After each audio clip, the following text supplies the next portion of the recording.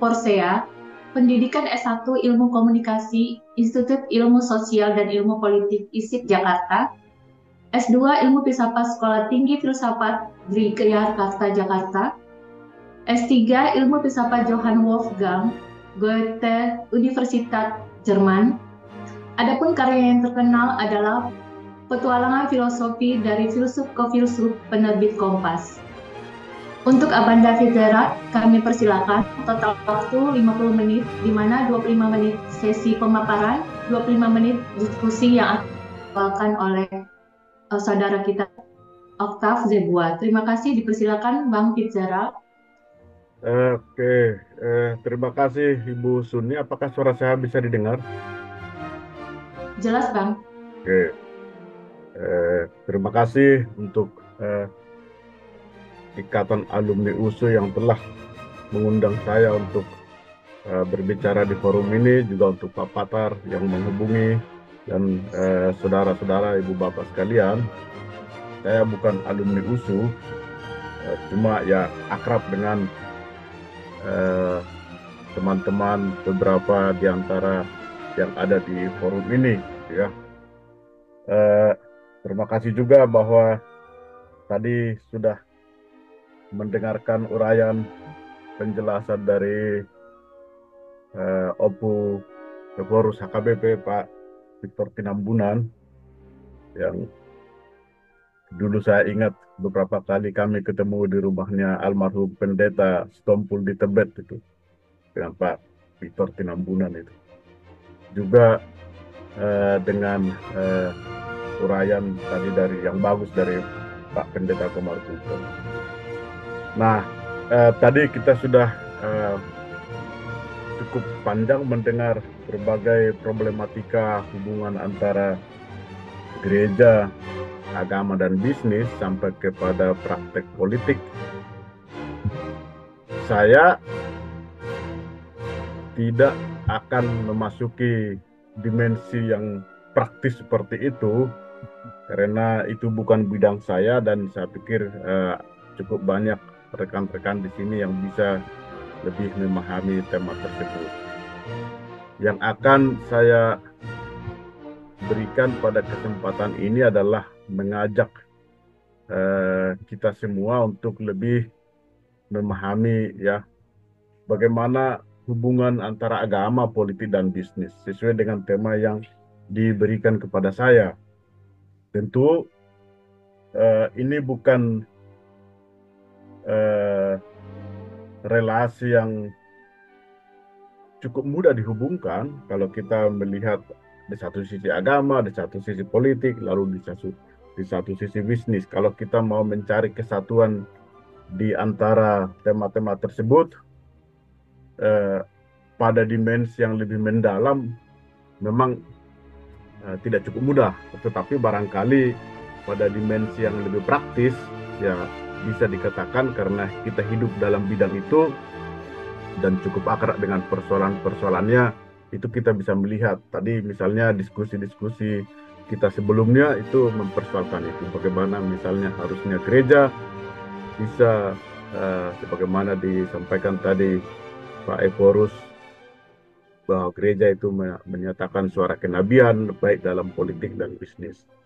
Nah, saya mau mencoba untuk melihat bukan secara langsung pada level gereja, tetapi terutama pada level agama, ya.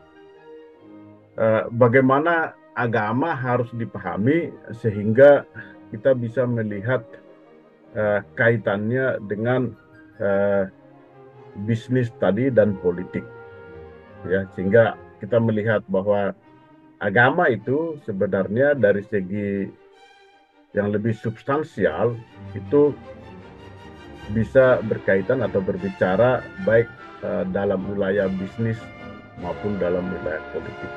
Nah, untuk itu saya akan berbicara mengenai agama sebagai pandangan dunia atau wawasan dunia, ya, sehingga nanti kita bisa melihat pada segi mana agama itu bisa terkait secara langsung dengan bisnis dan politik itu.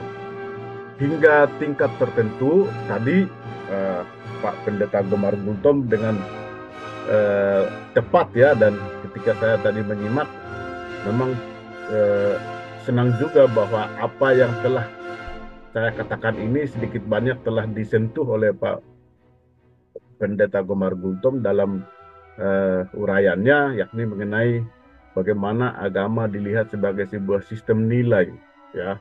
Tadi misalnya dikutip bagaimana nilai-nilai agama itu bisa mempengaruhi perilaku atau tindakan orang dalam berbisnis ya, atau dalam berpolitik. Misalnya sebagaimana yang dinyatakan oleh Max Weber misalnya melalui bukunya Etika Protestan dan Semangat Kapitalisme. Nah, jadi saya lebih bergerak pada level itu. Nah, salah satu cara untuk melihat agama, tentu ada banyak agama bisa dilihat dari segi yang berbeda-beda, tapi salah satu cara yang juga sah dalam melihat agama adalah melihatnya sebagai wawasan dunia.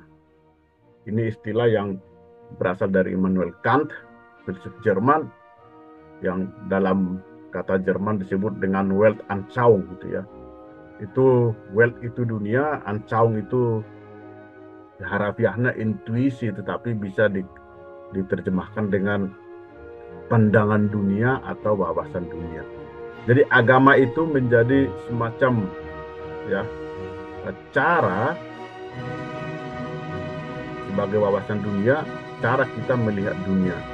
Wawasan dunia itu berfungsi seperti kacamata ya. Jadi kalau agama berfungsi sebagai wawasan dunia, maka dia akan berfungsi sebagai kacamata yang menentukan atau mempengaruhi cara kita memandang atau melihat dunia, memaknai dunia. Dunia di sini tentu dalam arti bukan globe, bukan bumi ya, tetapi totalitas realitas di sekitar kita gitu ya, termasuk hutan tadi yang banyak dibicarakan oleh Ophevorus, termasuk hutan, sungai, lingkungan alam dan segala macam itu, termasuk juga politik gitu ya. Itu adalah dunia yang dipahami secara fenomenologis gitu ya. Nah,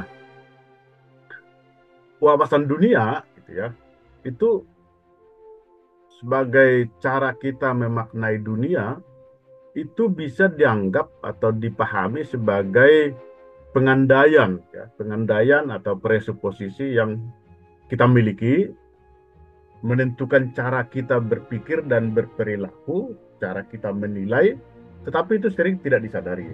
Karena itu adalah hasil dari proses internalisasi dalam diri kita ya. Tapi dia juga bisa dipahami sebagai sumber orientasi dalam kehidupan ya. Di sini kita bisa berbicara mengenai agama sebagai nilai ya. Dia menentukan bagaimana kita memaknai hidup, memaknai lingkungan gitu ya. Kalau mau bicara lebih konkret lagi, maka wawasan dunia itu bisa dipahami sebagai mentalitas. Nah, mentalitas itu adalah juga semacam state of mind, bagaimana orang berpikir gitu ya. Contohnya, wawasan dunia ini macam-macam itu, sama dengan mentalitas itu macam-macam. Misalnya, kalau kita tanah lapang misalnya, anggap itu tanah lapang ya. Kalau orang melihat tanah lapang, orang bisa memaknai tanah lapang itu dengan cara yang berbeda-beda ya. Orang yang berasal dari wawasan dunia bisnis ya akan memaknai tanah lapang dengan cara yang berbeda dari orang yang berasal dari dunia olahraga misalnya. Atau orang yang berasal dari dunia agraris ya. Atau orang yang berasal dari dunia arsitektur misalnya ya. Orang yang berasal dari dunia bisnis akan memaknai tanah lapang misalnya sebagai objek atau lahan untuk bangun apartemen atau hotel atau apapun itu.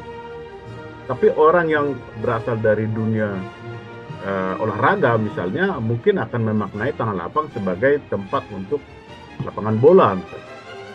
Orang yang berasal dari dunia agraris, dengan wawasan dunia agraris, dengan mentalitas agraris akan memaknai Tanah Lapang sebagai lahan pertanian. Nah, itu contoh konkret agama sebagai wawasan dunia. Ya, nanti ini akan bermuara juga kepada bagaimana hal itu bisa kita aplikasikan atau terapkan dengan memahami wawasan dunia dalam bidang politik dan bisnis, gitu ya. Nah,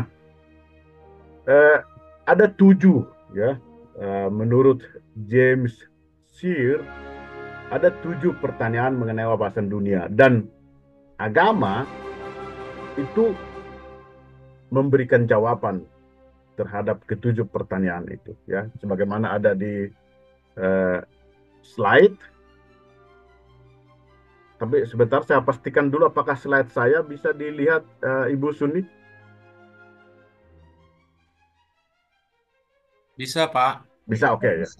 Jadi ini contoh bagaimana wawasan dunia itu menentukan cara kita menilai atau mempersepsi realitas, gitu ya, mempersepsi lingkungan di sekitar kita. What is the prime reality? What is the nature of external reality? What is human being, gitu ya? What happens to a person at death, gitu. Nah, ada banyak wawasan dunia, ya, dan agama salah satunya, agama Kristen salah satunya. Pertanyaan nomor 1 misalnya, orang yang berasal dari wawasan dunia Kristen akan dijawab sebagai, ya, the prime reality adalah Tuhan. Tapi orang berasal dari kaum materialis akan memahami bahwa the prime reality adalah materi, atau dewa-dewa bisa juga, ya. What is human being? Apa itu manusia? Orang yang berasal dari wawasan dunia Kristiani akan menjawab bahwa manusia adalah imago Dei, atau citra Allah, image of God, gitu ya, diciptakan Tuhan. Tapi kaum evolusionis barangkali akan menjawab bahwa manusia adalah naked ape, gitu ya, kera yang telanjang, gitu. Kaum materialis akan menjawab bahwa manusia adalah mesin yang kompleks, gitu ya. What happens to a person at death? Gitu. Apa yang terjadi kepada orang setelah mati? Kita orang Kristen akan mengatakan, ya, akan masuk dalam kehidupan baru. Wawasan dunia Hindu akan menjawab itu reinkarnasi. Orang yang materialis tidak percaya pada Tuhan misalnya akan mengatakan nothingness, ketiadaan, dia hangus sama sekali.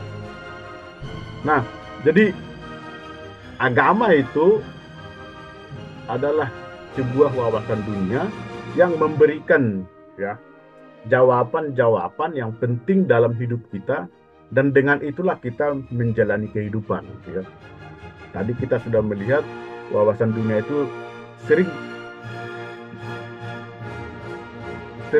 tidak disadari. Pokoknya dia seakan-akan bekerja dengan sendirinya dalam diri kita, dan dengan itulah kita melihat realitas. Karena itu adalah proses yang berlangsung diinternalisasi sejak kita kecil, ya, lalu dengan demikian itu terjadi pembatinan, gitu ya. Misal nomor 6 kita lihat kembali, how do we know what is wrong and right, gitu ya. Nah, tentu ini masalah moralitas, gitu ya. Moralitas itu bisa juga berasal dari perintah ilahi, ya, atau bisa juga kaum eksistensialis mengatakan itu sebagai pilihan bebas, ya, atau juga hasil evolusi. Jadi ini contoh bagaimana agama kalau dilihat sebagai wawasan dunia, ya. Oke. Nah, jadi dengan memahami agama sebagai wawasan dunia, maka itu berarti, ya, memahami agama sebagai sumber nilai. Ini yang tadi disinggung oleh Pak Pendeta Gemar Guntung, gitu ya. Jadi agama itu adalah sumber nilai. Sumber nilai artinya kita menjadikan agama sebagai rujukan atau referensi nilai-nilai yang penting dalam kehidupan kita. Nilai di sini adalah sesuatu yang berharga, sesuatu yang dikejar dan menjadi prinsip tindakan itu. Pengertian yang sederhana mengenai nilai. contoh nilai itu misalnya ketekunan itu nilai, kerjasama itu nilai, kejujuran itu nilai gitu ya. Nilai itu yang mengikat masyarakat gitu. Dalam sejarahnya agama sebagai sumber nilai itu paling jelas kita lihat dalam sejarah kebudayaan di Barat atau di Eropa misalnya. Ya. Misalnya hak asasi manusia itu adalah nilai yang bersumber dari kekristenan. Ya. Jadi kita melihat hak asasi manusia itu sekarang adalah sebuah konsep yang universal, sekuler, sudah sedemikian terkenal dan universal sehingga kita praktis tidak lagi menyadari bahwa itu adalah sebenarnya nilai yang berasal dari kekristenan, di mana manusia dianggap semua setara, ya, kesetaraan, dan oleh karena itu manusia diciptakan oleh Tuhan, dan oleh karena itu memiliki martabat yang tidak boleh diganggu gugat, dan karena itu juga manusia tidak boleh diperlakukan dengan kekerasan, karena memperlakukan manusia dengan kekerasan sama dengan melakukan kekerasan atau penghinaan atau tidak menghormati Tuhan yang menciptakan manusia. Ya. Jadi itu kalau kita melihat dalam sejarah bagaimana agama itu sebagai sumber nilai. Ya. Tadi telah disinggung misalnya dalam agama ada nilai hemat, kerja keras, sederhana, menabung, ya, yang menjadi asal-usul kapitalisme. Itu agama sebagai sumber nilai. Dengan melihat agama sebagai sumber nilai, maka sebenarnya di sini kita memahami bahwa agama itu berfungsi transformatif. Ya. Dalam kaitannya dengan gereja, maka di sini gereja bisa menjadi instrumen sebenarnya.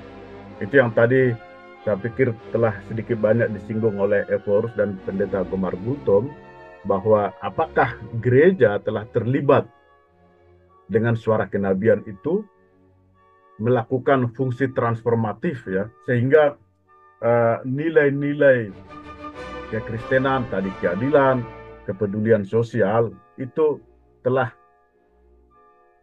dimiliki oleh paling tidak oleh warga gereja gitu ya. Jadi di sini kita melihat bahwa agama sebagai sumber nilai itu menjadi sangat penting, karena dengan demikian kita menginternalisasi nilai itu dan kemudian itu menentukan cara kita hidup, cara kita berperilaku, dan menjadi wawasan dunia yang menentukan tadi, menjadi prinsip tindakan kita.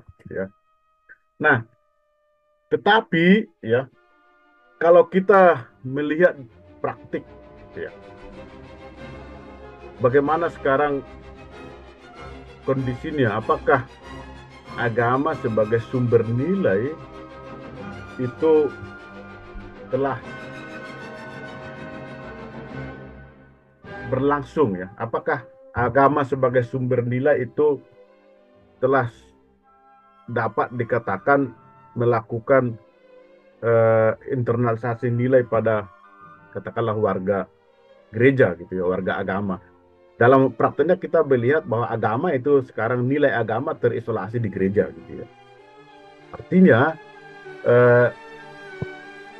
kita tidak melihat bahwa nilai-nilai yang positif dari agama, misalnya kejujuran, kerja keras, ya, baik dalam bisnis maupun dalam aktivitas politik, itu kita tidak melihat bahwa itu sungguh-sungguh hidup, ya, dan menentukan perilaku para politisi atau pelaku bisnis gitu ya. Kita bisa mengatakan bahwa kita hanya menjadi orang Kristen hanya pada hari Minggu gitu ya. Atau menjadi orang Kristen ketika kita di gereja, ketika kita berbicara mengenai nilai-nilai kekristenan. Padahal harusnya karena nilai itu harusnya terinternalisasi dan menentukan cara kita hidup, itu harusnya selama hidup kita nilai itu harus menjadi prinsip tindakan kita. Jadi nilai itu tidak hanya dimiliki atau dilakukan hanya ketika hari Minggu atau ketika orang di gereja. Jadi agama sebagai nilai itu harusnya mewarnai seluruh perilaku, tindakan, dan kehidupan kita. Kalau kita melihat sekarang,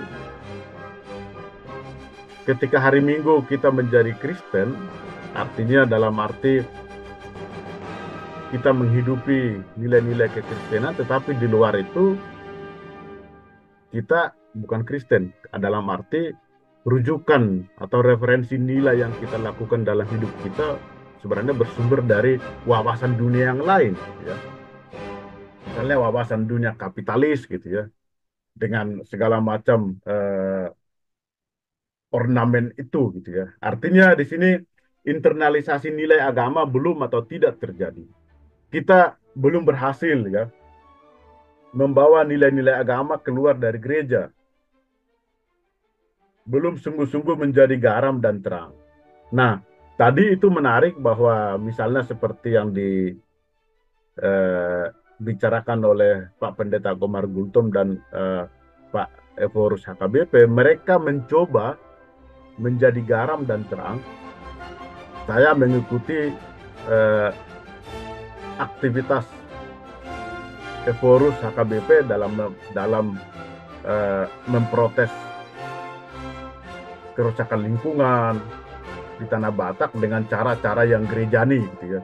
Bukan dengan cara-cara yang politis, tapi dengan gerejani, misalnya dengan melakukan ibadah dan segala macam. Itu tentu salah satu cara untuk ya membawa nilai-nilai agama keluar dari gereja. Jadi sehingga menjadi garam dan terang. Sebagaimana juga yang tadi dibicarakan oleh Pak Pendeta Komar Gultom ketika melakukan protes Kristiani atau protes, saya tidak tahu bagaimana istilah yang tepat untuk ini, tetapi dengan cara yang Kristiani menyuarakan protes terhadap fenomena-fenomena politik atau hukum yang tidak seharusnya. Nah, itu adalah sebuah strategi bagaimana agar nilai-nilai agama itu keluar dari gereja. Karena selama ini kita lihat kita hanya atau cenderung itu menjadi Kristen pada hari Minggu, tetapi di luar itu kita bukan Kristen, ya, baik dalam politik maupun dalam bisnis dan ekonomi. Artinya itu berarti kita belum menjadikan agama sebagai sumber nilai. Kita belum menjadikan agama sebagai rujukan atau referensi dalam bertindak baik dalam politik maupun dalam bisnis. Ya. Jadi di sini barangkali kita bisa mengatakan bahwa kita masih beragama secara formal, ya, lahiriah, dalam bentuk tindakan-tindakan pergi ke gereja berdoa, tetapi secara substansial, ya, kita belum bisa dikatakan Kristen gitu ya, dari segi nilai ya. Nah, ini kenyataan yang kita hadapi. Nah, oleh karena itu bagaimana agar politik itu bisa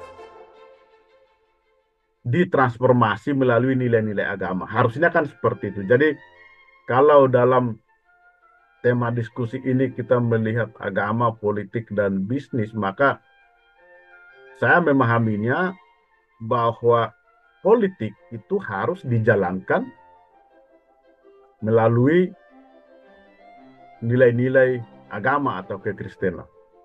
Ya, jadi di situ politik bukan lagi berorientasi pada kekuasaan dan materi, sebagaimana tadi telah disinggung oleh Pak Pendeta Komar Gultom, melainkan pada kesejahteraan masyarakat. Kalau kita masih memahami politik berorientasi pada kekuasaan dan materi, itu berarti politik yang belum ditransformasi melalui nilai-nilai agama.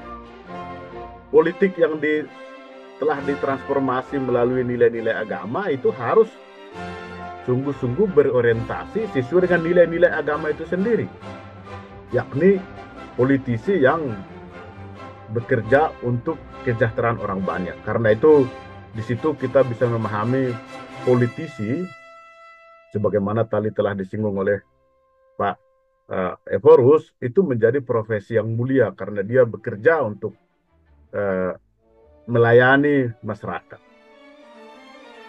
Karena itu politisi atau politik yang telah ditransformasi melalui nilai-nilai agama itu tidak lagi melihat politisi itu sebagai sekedar karir atau profesi, ya, melainkan sebagai panggilan. Itu begitulah harusnya konsep mengenai politik yang telah ditransformasi melalui nilai-nilai agama. Jadi politisi itu harus lahir baru, barangkali bisa dikatakan seperti itu. Tidak lagi dia menjadi sama seperti guru atau rohaniwan atau pejabat publik atau pekerja medis karena dia menjadi melayani publik gitu ya. Jadi kalau dia melakukan kegiatan politiknya, kalkulasinya bukan lagi kalkulasi elektoral, tapi juga pertimbangan moral. Nah, dengan demikian, politik itu menjadi mulia sebenarnya. Tadi Pak Gomar Gultom juga telah mengatakan itu ya. Politisi Kristen, atau katakanlah politisi yang telah menginternalisasi nilai-nilai agama, itu harusnya bertindak ya dengan etika politik yang jelas. Jadi orientasinya tadi bukan lagi kekuasaan, bukan lagi materi, tetapi dia harus berusaha bertindak dengan etika politik yang berorientasi pada publik ya, pada kemaslahatan publik. Dengan demikian dia bisa melakukan mewarnai politik dalam agama. Tetapi tentu karena politik itu adalah untuk kepentingan publik dan publik itu cenderung atau apalagi dalam masyarakat kita pluralistis, ya, tidak monolitik. Politisi yang berhasil bukanlah politisi yang membawa nilai-nilai agama ke dalam publik dengan label agama gitu ya. Jadi di sini ada sebuah gejala yang menarik. Sebagaimana tadi telah saya singgung bahwa banyak nilai yang berasal dari agama, terutama kalau kita melihat dalam sejarah peradaban Barat misalnya, yang berasal dari agama tetapi itu muncul ke permukaan dengan melepaskan label agamanya. Tadi misalnya hak asasi manusia, kesetaraan itu tentu itu berasal dari nilai Kristiani, kesetaraan dalam HAM ya. Karena dalam wawasan dunia yang lain itu tidak muncul ya.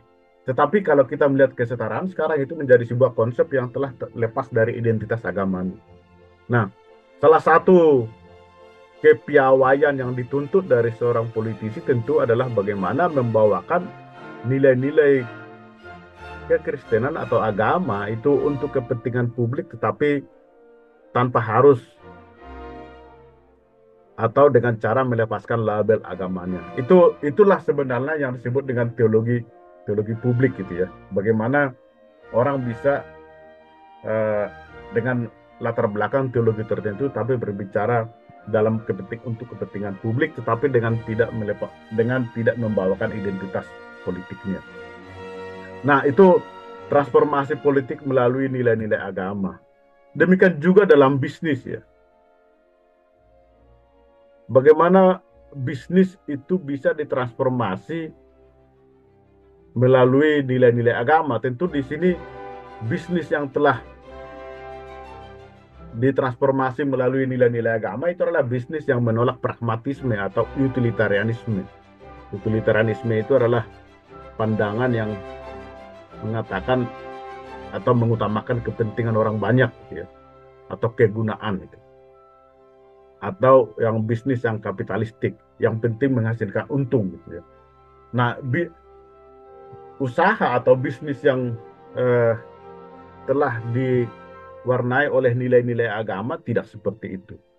Ya, artinya bisnis itu bukan apa yang dapat kuambil dari masyarakat, melainkan apa yang dapat kuberikan kepada masyarakat. Jadi ini sebuah prinsip. Tidak semua bisnis itu buruk ya. Tetap di situ ada semacam visi, itu tadi nilai itu. Apakah bisnis itu berprinsip apa yang bisa saya ambil dari masyarakat atau apa yang dapat kuberikan kepada masyarakat. Tetap dia bisnis, tetapi dia berorientasi ya kepada kebutuhan orang banyak. Kita melihat ada bisnis yang pendidikan kita misalnya sekarang itu menjadi sangat ekonomistik, sangat kapitalistik karena orang atau peserta didik itu diajarkan bagaimana untuk mencari untung, gitu ya. Bagaimana berbisnis yang menguntungkan, tetapi di situ tidak ada visi mengenai dimensi sosial dari bisnis, bahwa bisnis itu harusnya memberikan sesuatu kepada masyarakat, gitu ya. Jadi dia hanya mau mengambil sesuatu dari masyarakat, tapi tidak berpikir mengenai apa yang diberikan. Nah, ini salah satu contoh bagaimana bisnis yang telah ditransformasi oleh nilai-nilai agama. Artinya di situ ada dimensi sosial dari bisnis. Bukan semata-mata dimensi yang kapitalistik mau mencari untung, gitu ya. Setiap usaha itu pada dasarnya berhutang kepada masyarakat untuk setiap keuntungan yang diperoleh. Nah, ini perlu kesadaran seperti itu, ya, bahwa keuntungan dalam bisnis itu bukanlah hasil dari usaha itu sendiri. Kalau kita melihat bagaimana bisnis dijalankan, maka sebenarnya kita perlu menyadari bahwa masyarakat juga berperan atau berpartisipasi dengan cara tertentu untuk yang memungkinkan adanya kondisi yang memungkinkan pengusaha memperoleh untung, gitu ya. Artinya masyarakat itu entah melalui aturan dan segala macam itu sebenarnya berpartisipasi juga sehingga tercipta kondisi yang memungkinkan pengusaha memperoleh untung.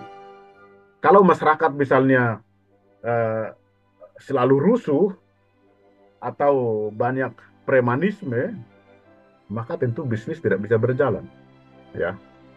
Tetapi karena masyarakat turut berpartisipasi menciptakan kondisi yang memungkinkan pengusaha memperoleh untung, maka itulah yang menjadi dasar filosofis bagi apa yang disebut dengan CSR, itu Corporate Social Responsibility, yakni bahwa setiap usaha itu perlu menyisihkan sekian persen dari keuntungannya untuk masyarakat. Jadi CSR itu, program itu bukanlah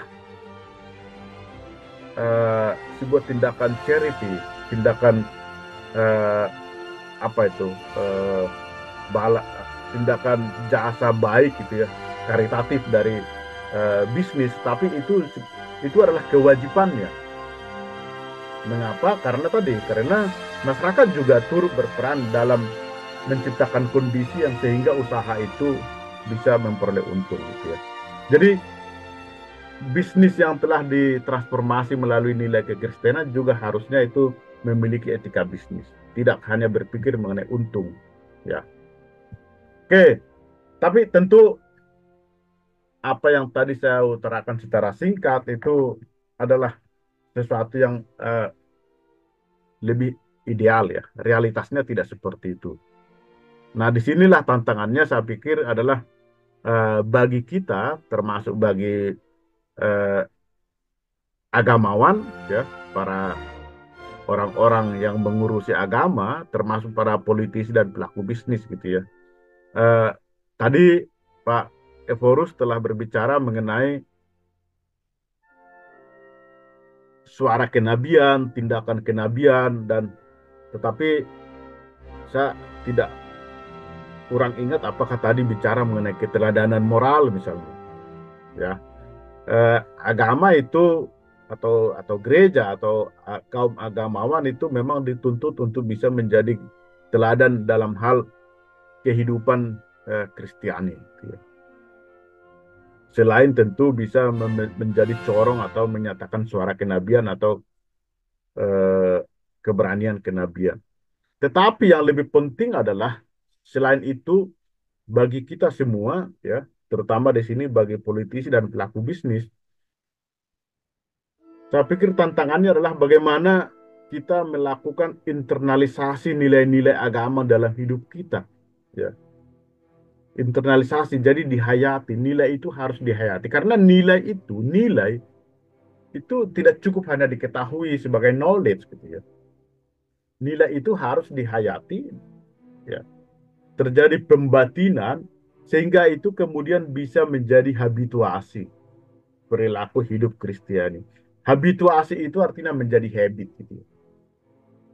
Jadi yang terjadi selama ini adalah nilai-nilai agama itu diajarkan baik di gereja, ya, katekisasi segala macam, tetapi tidak pernah itu diusahakan agar diinternalisasi dan juga tidak apalagi menjadi habituasi gitu ya. Habituasi itu habit, pembiasaan sehari-hari gitu ya. Ini yang barangkali yang sangat kurang sehingga para pelaku bisnis atau para politisi atau katakanlah para koruptor itu tahu bahwa tindakan itu salah, ya. Tetapi mereka tetap melakukan, ya. Jadi secara kognitif mereka tahu tindakan itu keliru atau tidak boleh secara moral, itu ya. Korupsi dan segala macam itu tidak boleh secara moral. Mereka tahu secara kognitif. Tapi karena tidak ada internalisasi dan habituasi untuk hidup jujur, untuk hidup eh, tidak mengutamakan kepentingan diri sendiri, maka mereka melakukannya gitu ya. Jadi kembali di sini kita melihat bahwa kalau kita mau memahami agama sebagai nilai, maka terutama kita harus berusaha agar itu bisa pertama diinternalisasi dan kedua dihabituasi, menjadi habit kita gitu ya. Habit itu menjadi sangat penting karena kalau kita terbiasa jujur, maka kalau kita tidak jujur, maka kita akan merasa bersalah, kita akan merasa tidak enak gitu ya. Tetapi kalau kita terbiasa tidak jujur, maka tidak jujur itu tidak akan menimbulkan perasaan apa-apa pada diri kita. Jadi habit itu sangat berperan dalam menentukan bagaimana kita menjalani kehidupan kita. Tapi itu mengandaikan bahwa pertama kita memahami agama sebagai nilai dan nilai itu diinternalisasi dan kemudian dijalankan menjadi perilaku habit kita sehari-hari. Dan saya pikir itu yang sangat kurang dalam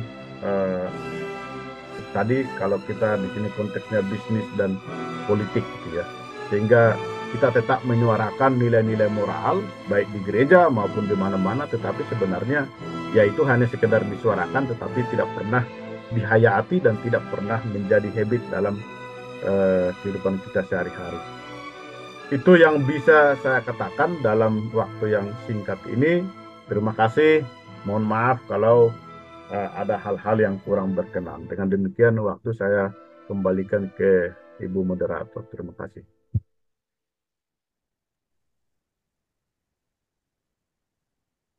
Baik, kita terima kasih buat Bang Fidera. Lanjut ya untuk sesi diskusi dibawakan oleh adik kita Okta. Terima kasih Kak Suni. Baik Kakanda dan Adinda yang saya hormati, Bapak narasumber Pak Fezerat. Tiba waktunya untuk sesi tanya jawab. Untuk tahap pertama ini kami persilakan dua orang penanya. Tadi ada Bang apa? Ya, Bang Roland, silakan Bang. Baik, terima kasih. Saya Roland Tajulu, alumni USU 87 ya. Saya lahir di Langkat. Orang tua berasal dari Lagu Boti. Kemudian saya berkarir di PNS selama 25 tahun ini dan sudah malang melintang juga sebelum jadi PNS. Semua pekerjaan saya lakoni Dan terakhir saya mau mengabdi ke negara di Kementerian Pertanian. Eh, Bahan materi Epurus dan Pendeta Opung Gomar Gultom dan Bang Ferdinand Sitorus sama ya. Judul kita pada hari ini adalah hubungan agama dengan politik dan bisnis.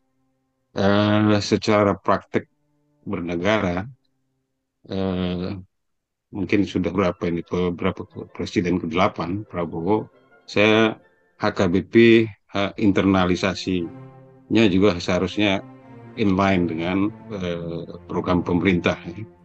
Jadi apa yang dikeluhkan sekarang yang terjadi di Toba untuk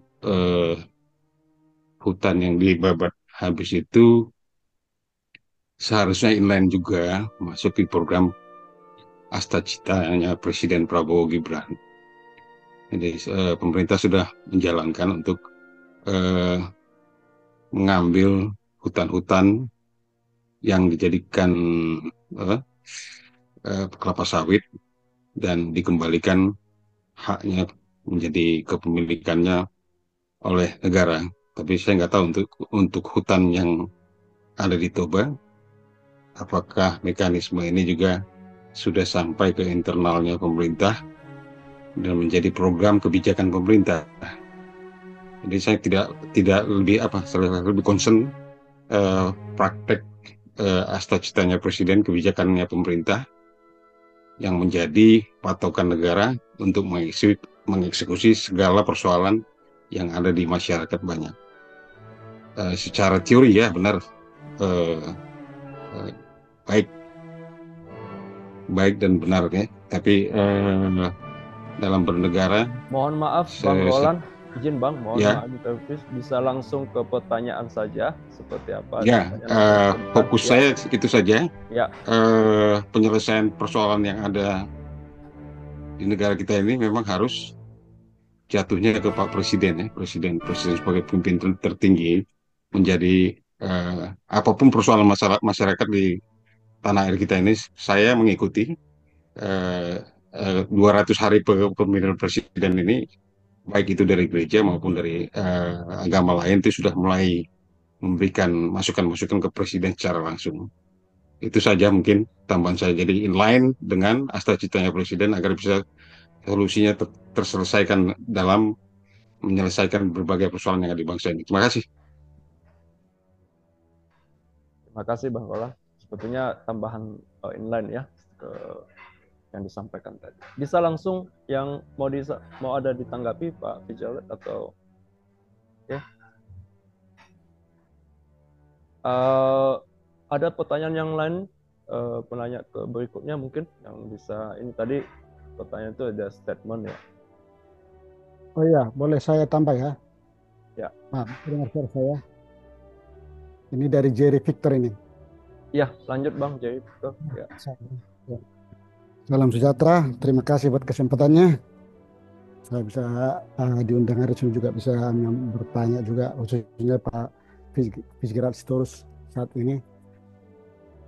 Dari segi filosofi Pak Sitorus, sejauh mana sejauh mana berbagai agama bisa mensupport nilai-nilai kekristenan yang kita miliki gitu, dari berbagai agama-agama yang ada atau mungkin culture-culture yang ada di sekitar kita atau di dunia ini seperti Hindu, Buddha, dan mungkin aliran-aliran komunis seperti tadi kapitalisme atau komunisme. Kebetulan karena saya ini seorang pelaut, bagaimana juga kita misalnya seperti filosofi filsafat memandang kuasa doa gitu, pada saat kita mengalami kendala atau kesulitan, malah kita selalu merasa, karena kebetulan saya selalu sering sendiri juga di kapal, bukan hanya sebagai seorang orang Batak atau juga bahkan sebagai seorang Indonesia sekarang itu, malah kita menemukan bantuan atau pertolongan dari mereka-mereka yang bukan seagama dengan kita. Jadi dalam konteks misalnya nilai kita keadilan, oke, kita berikan persembahan ke gereja, tapi dalam konteks sesama manusia kita kepada mereka. Bang Jerry, izin Bang Jai, maaf, itu bisa Mana ditampilkan videonya apa? Tampilkan kameranya bisa ya sebelah oh, saya sini. lagi ada kendala saya memang ini. Maaf tadi Pak. Oke, bisa langsung ke pertanyaan saja Pak. Bang, ya. Bagaimana kita menilai bahwa berbagai eh, apa namanya agama dari berbagai orang luar atau culture dari orang luar bisa membangun nilai-nilai kekristenan dalam kehidupan kekristenan gitu Pak. Kata Bapak saya kira sebagai seorang filsafat yang tahu tapi didasari pada nilai-nilai agama Kristiani gitu. Jadi kalau misalnya dari segi bisnis berarti orang itu memberi sama kita, kita harus sedikit apa namanya konteks berbisnisnya harus ada. Tapi pada saat kita merasa menerima mereka, membantu kita itu dalam konteks agape, tanpa ada sesuatu kadang yang mungkin mereka kita harapkan dari pribadi kita. Bagaimana kita harus menyikapi hal seperti ini kepada orang bangsa lain atau dari berbagai agama yang berbeda dengan kita. Ya begitu Pak, tadi satu yang ingin saya sampaikan dan juga pendapatnya para filosofi gitu tentang kuasa doa kan gitu. Jadi ya itu satu saya sampaikan. Ya mungkin dalam berbagai hal mungkin pengetahuan saat ini sudah sangat cukup berkembang berbagai artificial intelligence apa segala semua rasa pengetahuan itu sudah seperti bisa temukan di mana-mana. Tapi dalam konteks berbagai hal sifatnya pada saat kita kondisi kesulitan malah yang menolong kita orang lain yang bukan dari karakter agama kita sendiri. Kira-kira bagaimana kita menyikapi hal seperti itu Pak?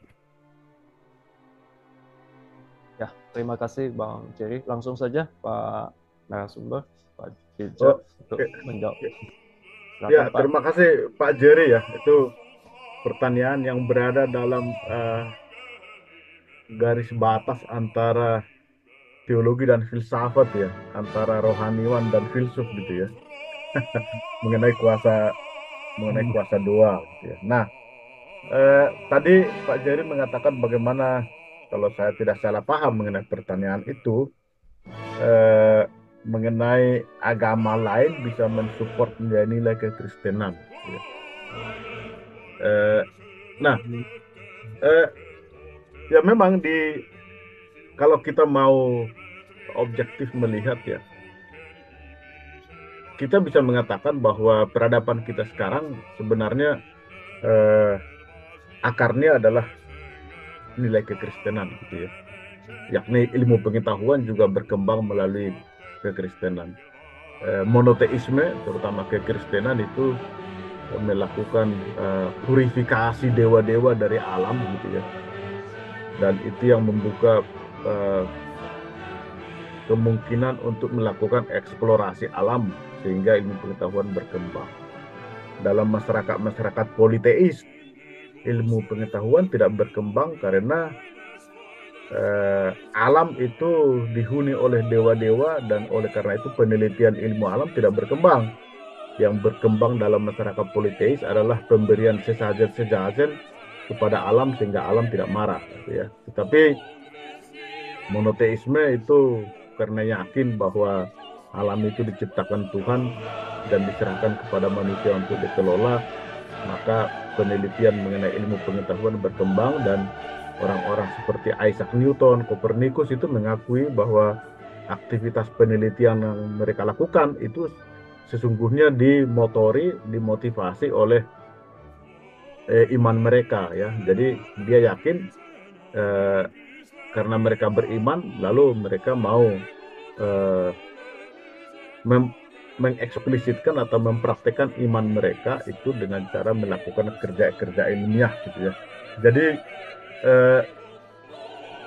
nilai kekristenan itu baik dalam ilmu maupun dalam politik tadi atau hukum itu sangat membentuk peradaban kita sekarang, terutama di Barat, tapi kemudian juga di hampir seluruh dunia. Walaupun sekarang misalnya dalam hal ekosistem, kerusakan lingkungan, nilai-nilai itu kemudian banyak yang dikritik ya. Dan untuk itu kita banyak belajar kemudian dari nilai-nilai Timur,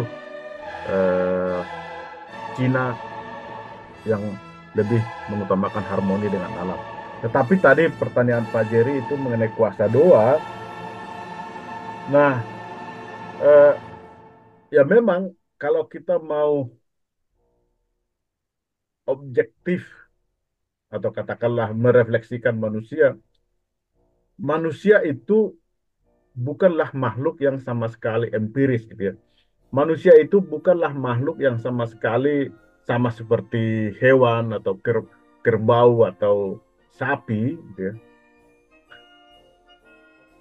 Manusia punya kesadaran akan yang transenden, bahwa ada realitas yang melampaui realitas yang empiris ini gitu ya. Karena itu adalah penjelasan antropologis mengenai asal-usul agama ya. Karena manusia menyadari bahwa hidupnya itu tidak bisa dijelaskan sama sekali kalau dia terbatas pada yang empiris yang bisa dilihat dengan mata, maka dia meyakini dan menyadari bahwa ada yang transenden. Itulah menjadi condition of possibility dari doa gitu ya. Mengapa kita berdoa? Karena kita yakin bahwa ada yang transenden yang melampaui kita. Itu salah satu kebutuhan manusiawi ya. Manusia tidak akan dapat menjelaskan berbagai hal dalam hidupnya kalau dia tidak menyertakan dimensi dari yang transenden dalam hidup ini.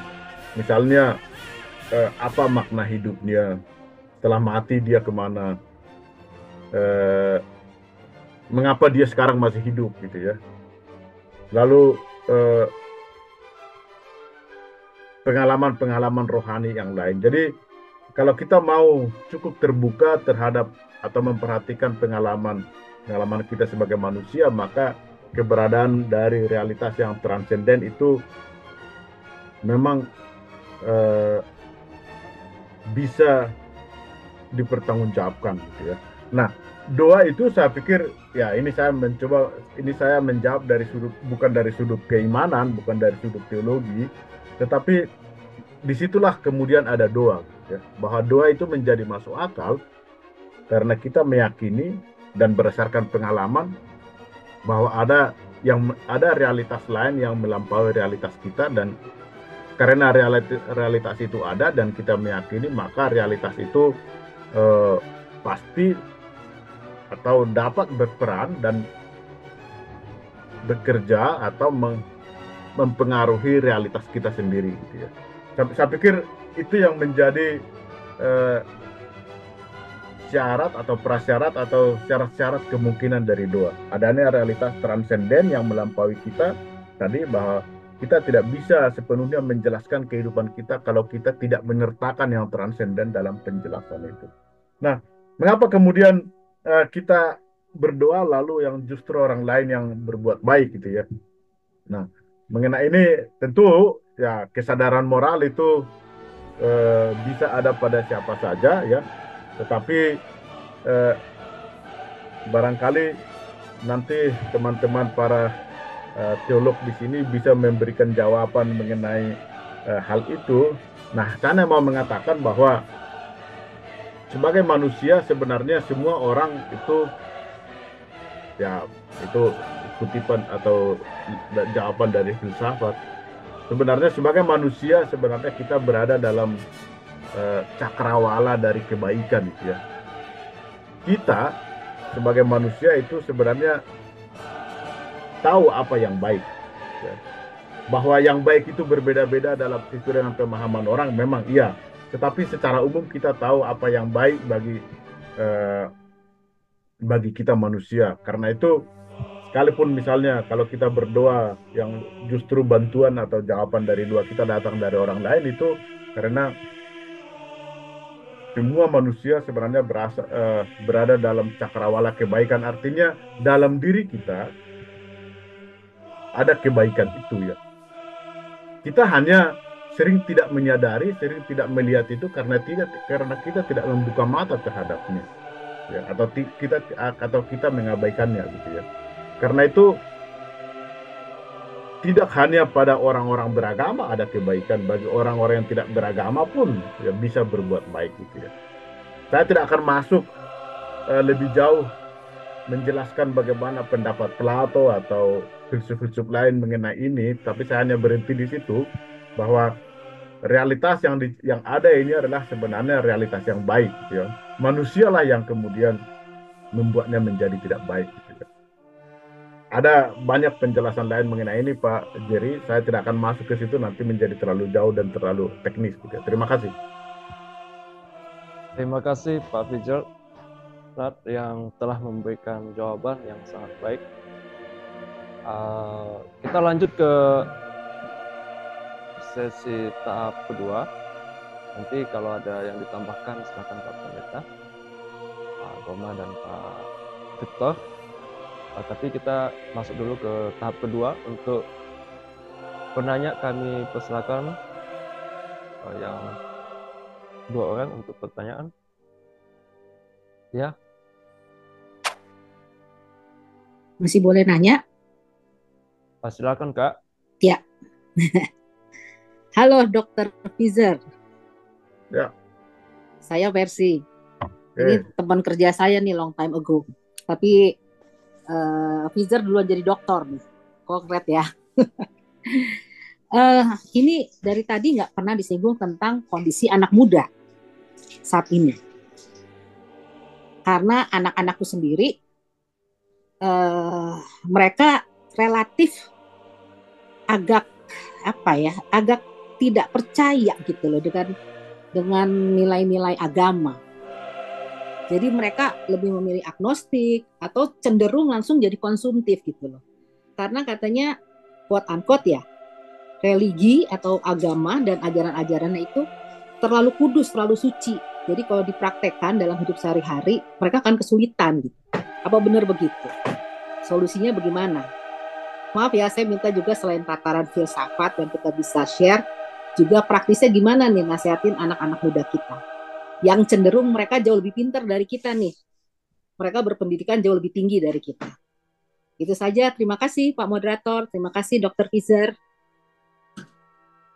Makasih Kak Mercy. Ya kalau ada ya penanya yang baru, siapa ada? Silakan ada pertanyaan berikutnya dari Abang Kakak. Aku pengen dengar pertanyaan dari Ito Ruby sebenarnya. Cuman sambil menunggu, tadi Ya, saya Bang tertarik Ruby. dengan penjelasan Ito Fizer ya, mengenai nilai-nilai yang mempengaruhi kehidupan. Kalau tidak salah saya tangkap di penjelasan pertama tadi, tapi saya tidak langsung tanya karena yang lain. Nah, apakah menurut Ito bahwa saat ini politisi kita atau pebisnis kita gagal menerapkan nilai-nilai yang dianutnya? Misalnya nilai-nilai yang tadi disampaikan kan sudah sangat bagus, terutama kalau kita masuk kepada nilai-nilai agama yang dianutnya atau nilai-nilai dalam sisi filsafat. Apakah dengan adanya berbagai dalam politisi pun seperti kita tidak mengharapkan tadi seperti Pendeta Gomar bilang bahwa sebenarnya pun dia tidak mengharapkan yang seiman dengan kita untuk mengusung apa yang kita mau. Apakah terjadi kegagalan dalam menerapkan nilai-nilai tersebut di dalam kehidupan pribadi? Nah, kalau memang itu yang terjadi, apa yang menjadi hambatannya? Apakah upaya-upaya dari gerakan para hamba Tuhan tidak sampai menyentuh ke situ? Itu saja. Terima kasih. Terima kasih Kak. Oke, bisa dijawab?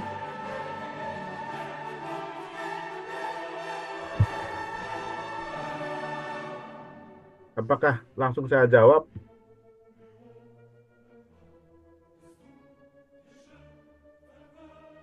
Silakan Pak, silakan. Ya, langsung Bang, langsung Bang. Ya. Nah, terima kasih Ibu Mercy sama Ibu Herlina ya. Jadi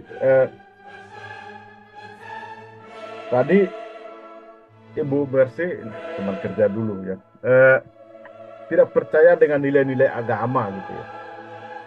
Ya, tentu kita bisa menjelaskan ini dengan berbagai cara ya. Anak muda sekarang cenderung agnostik. Agnostik itu dari A, tidak gnosis pengetahuan. Artinya tidak memiliki pengetahuan apakah Tuhan itu ada atau tidak gitu ya. Agnostik itu bukan ateis, bukan. Dia tidak bilang Tuhan tidak ada. agnostik itu juga bukan teis. Dia tidak bilang Tuhan ada. Agnostik itu mengatakan apakah Tuhan ada atau tidak, ya saya nggak tahu. Gitu. Mungkin dia ada, mungkin juga tidak ada. Gitu. Itu agnostik ya. Kadang orang lebih aman menjadi agnostik karena dia tidak perlu membuktikan Tuhan, tidak perlu juga membuktikan tidak ada Tuhan. Gitu ya. Pokoknya mengenai Tuhan kita diam saja. Nah, tidak percaya dengan nilai-nilai agama itu karena menurut saya ini juga nanti menjadi tanggapan saya untuk Ibu Herlina ya. Saya merasa ya masyarakat kita ini tidak pernah sungguh-sungguh menjadi Kristen sebenarnya. Ya. Karena kenapa? Jadi kalau kita membandingkan dengan kekristenan di Barat ya, kekristenan di Barat itu masyarakat yang dibentuk dengan nilai-nilai kekristenan sebenarnya. Ya. Dulu lembaga-lembaga keluarga segala macam negara, lembaga-lembaga sosial yang lain, kekristenan di Barat itu menjadi living values gitu ya, nilai-nilai yang hidup, berakar gitu ya, menjadi kultur. Sehingga misalnya sekarang sekalipun orang tidak ke gereja, tidak beragama, ya dia tetap menghayati ajaran-ajaran moral itu. Dia tidak akan berbohong secara umum ya. Orang tidak berbohong, orang tidak mencuri, orang naik angkutan umum pasti beli karcis sekalipun tidak pernah diperiksa. Dia jujur gitu ya. Karena kekristenan itu telah menjadi living values pada masyarakat mereka. Jadi saya berpikir, karena saya dulu sempat 8 tahun tinggal di Jerman, itu mereka mengalami apa yang disebut dengan post Christianity gitu ya. Kekristenan itu sudah lewat bagi mereka. Mereka tidak pernah lagi ke gereja. Tetapi ajaran-ajaran kekristenan itu, ajaran-ajaran moralnya mereka lakukan. Ya. Jadi banyak ateis yang jujur, suka menolong orang, berbuat baik, tidak mencuri, tidak berbohong gitu ya. Ya, sekalipun dia tidak pernah ke gereja.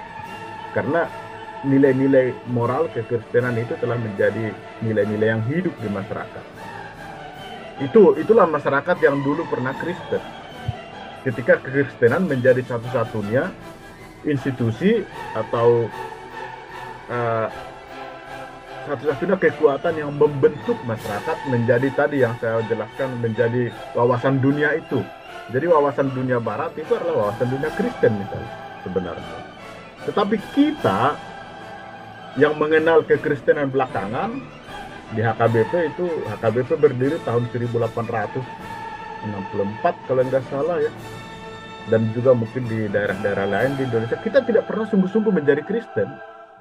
Karena ketika kekristenan itu tidak pernah membentuk kita sebagai manusia, membentuk kita sebagai masyarakat. Karena kemudian setelah datang modernisasi, ya, setelah datang kekuatan lain yang juga berkompetisi dengan kekristenan dalam membentuk masyarakat. Artinya, kalau dikatakan bahwa tadi oleh Ibu Mercy misalnya, kita hanya membicarakan kekristenan, tapi tidak pernah sungguh-sungguh menjadikan itu sebagai nilai dalam diri kita, apalagi menghayati itu gitu. Karena itu, ya kekristenan itu menjadi klise saja, omongan-omongan moral, ajaran Kristen itu ya hanya sekedar omongan saja, karena kita tidak pernah sungguh-sungguh dibentuk oleh nilai kekristenan. Ya. Modernisasi telah datang, lalu kekristenan datang, lalu itu berkompetisi, gitu ya. Dan karena itu kekristenan itu tidak lagi pernah kita lakukan sungguh-sungguh sebagai sumber nilai kita, referensi nilai kita. Baik itu dalam politik dan bisnis, saya pikir itu yang terjadi. Tadi untuk pertanyaan Ibu Herlina itu ya. Jadi bukan hanya dalam politik dan bisnis, dalam pendidikan juga ya. Bahkan barangkali dalam gereja juga gitu ya. Apakah gereja kita sungguh-sungguh menjadi para rohaniwan kita sungguh-sungguh menjadi Kristen misalnya? Mungkin no mention ya gitu ya. Tapi setelahnya kan ya Walau alam. tanda tanya kan. Jadi kita hanya berusaha menjadi Kristen tapi tidak sungguh-sungguh menjadi Kristen, karena itu tadi kekristenan itu ketika dia datang ke masyarakat kita ada kekuatan lain, modernisasi yang juga mau membentuk. Jadi ada semacam di sini perebutan hegemoni antara kekristenan dan nilai-nilai lain dalam mempengaruhi mentalitas kita, karakter kita gitu. Jadi oleh karena itu, tetapi kita tetap membicarakan kekristenan, karena itu kekristenan hanya menjadi omongan saja, ya. Tetapi tidak pernah sungguh-sungguh menjadi living values dalam hidup kita. Ya itu yang terjadi sekarang saya pikir. Jadi baik bisnismen atau politisi itu ya tetap mengomongkan kekristenan sebagai omongan saja sebenarnya. Mohon maaf kalau saya bicara seperti ini, tetapi itu adalah menurut pengamatan saya dan pengenalan saya terhadap dalam kehidupan sehari-hari. Terima kasih. Terima kasih Pak Fitzgerald untuk jawabannya, dan semua abang kakak dan yang sudah menyampaikan pertanyaan yang sangat bagus. Kita sudah selesai dan kembali ke Kak Suni. Terima kasih.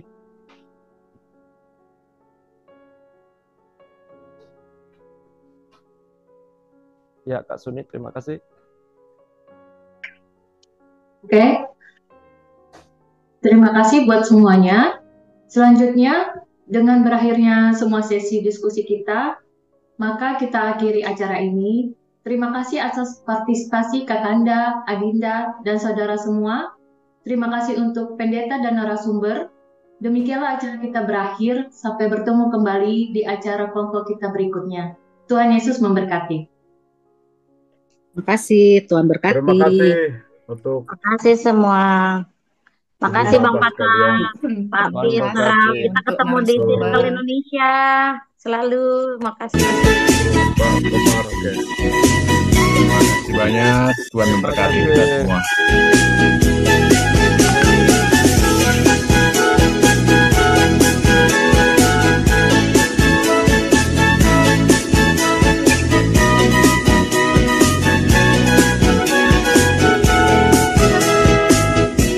Yesus kekasih jiwaku, sungguh ku percaya padamu, karena kasih-Mu padaku, Kau tebus dosaku.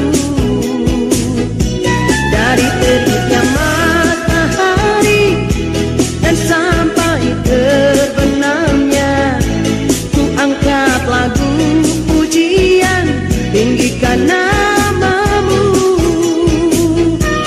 Yesus kekasih jiwaku, sungguh ku percaya padamu, karena kasih-Mu padaku, Kau tebus dosaku.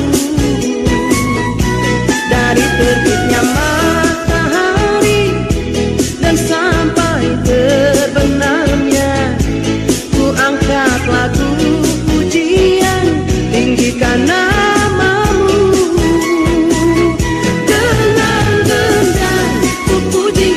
Puji dengan kejati, oh, ku bernyanyi, haleluya, Yesus kekasihku.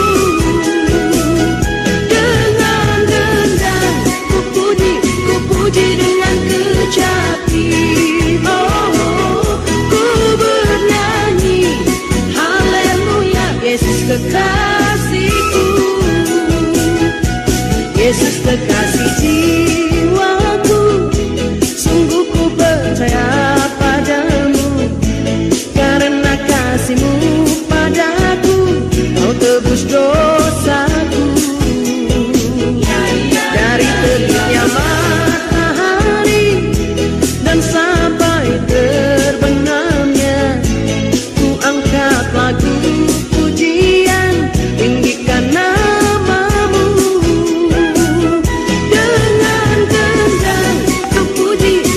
Puji dengan kejati, oh, ku bernyanyi, haleluya,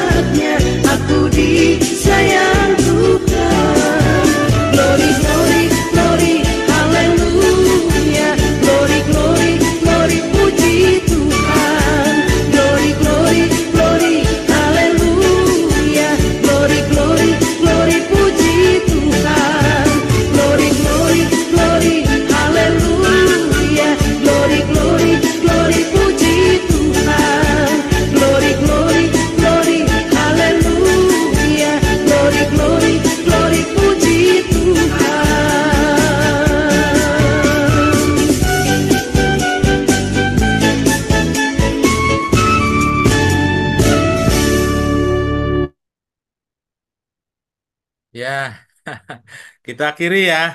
Udah selesai. Terima kasih nih. Terima kasih semua ya. Ucap Ya. Bang Ruby, makasih nih. Ya, jangan Nanti jangan lupa berikutnya ngopi. kita Jangan lupa ngopi di tempat masing-masing. ngopi masing-masing. Kasih Nanti berikutnya kesempatan. kita undang Bang Ruby ya jadi pembicara ya. Asik. Ya. Ya, makasih ya. Terima kasih Bu Suni. Itu Terima Suni. kasih, Pak. Terima Top. kasih. Keren, Salam keren. Ya, makasih. Makasih semua ya. Kita lip Oke. ya. Ya, Yuk semuanya. Selamat malam. di end aja itu. Ya, malam.